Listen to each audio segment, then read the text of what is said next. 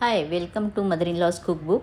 I am Manisha Sonde. Today I will be showing you a tropical dish typically made in GSP functions like thread ceremony and wedding ceremonies. But before I start, I want you all to subscribe my channel because I have got more views than the subscribers. So please do subscribe before I start and please like our video.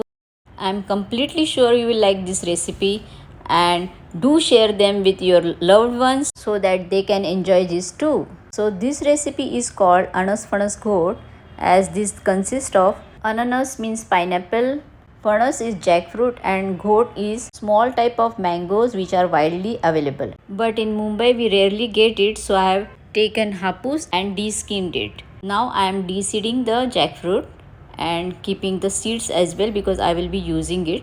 I will tell you how to de-skin the seeds later.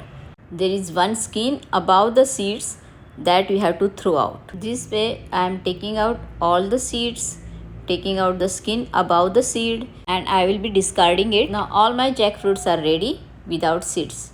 So now it will be easier for me to cook them. Now I will be discarding the stems of pineapple. I got the pineapple deskinned by the shopkeeper itself, and now I will be discarding the stems which are in the center. I have circled with the knife, and then it is easier for me to take out the center and discard it.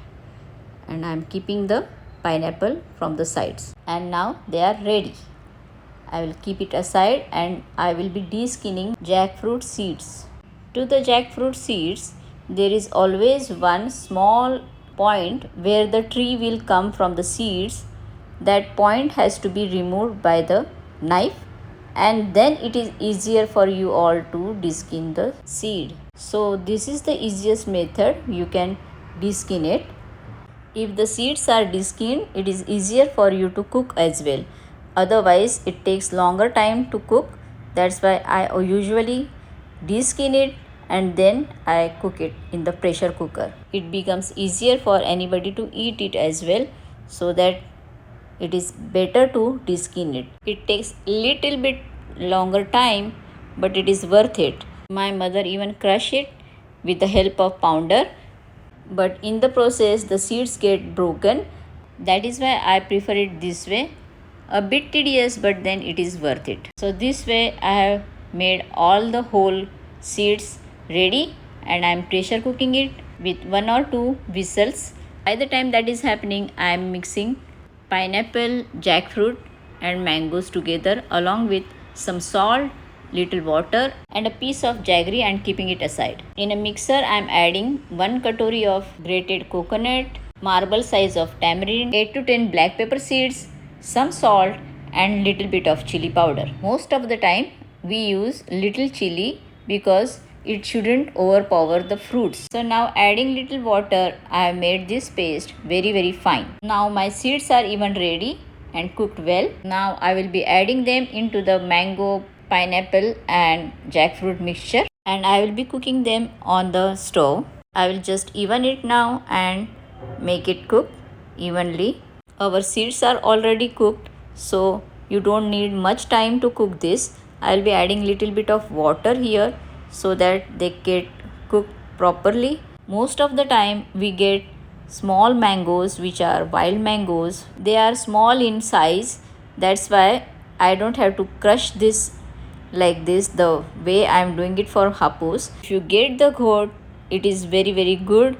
Otherwise, hapus like mangoes should be crushed like this, so they can get cooked very well and evenly. And one tip I would like to tell here, please do not cook the fruits more as they get mushy otherwise. Just cook them until 1 or 2 boils like this, and you can add the paste. That's why make the paste ready and then cook the fruits, because otherwise they will get mushy and will not taste as good. I have added 1 teaspoon of turmeric powder here, and now I will be adding water which is left after washing the mixer grinder. Now I will be mixing this all together until it incorporates very well, and I will taste it and see if anything is required. I am cooking this on a lower medium high so that it gets cooked properly and does not curdle. I found the jaggery was less, so I'm adding one piece of jaggery again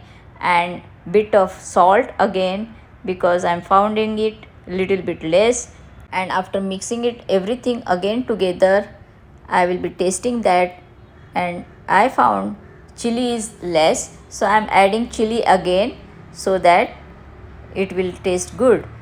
But whenever you are adding chili, always remember to add it lesser than usual masala because it will overpower. I am using here Bedgi chili, and which is very red in color because it is and not as spicy as the color.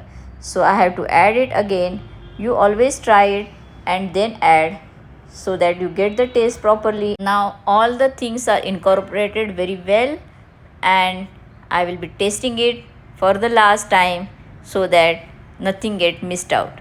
So now I have tasted it, and this has come out so very well that now I have to give a tempering.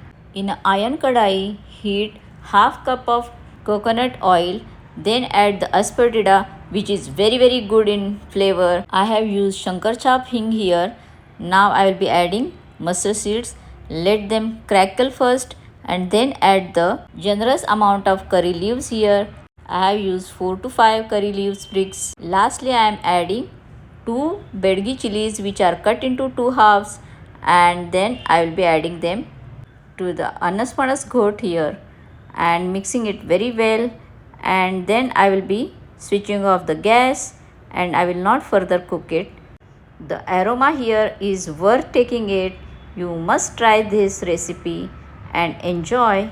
But for now, just enjoy the visuals, and if you are not subscribed and liked my channel as yet, do like it, subscribe it, share it with all your friends and relatives. By the way, it tastes very nice with fulkas. I mean it.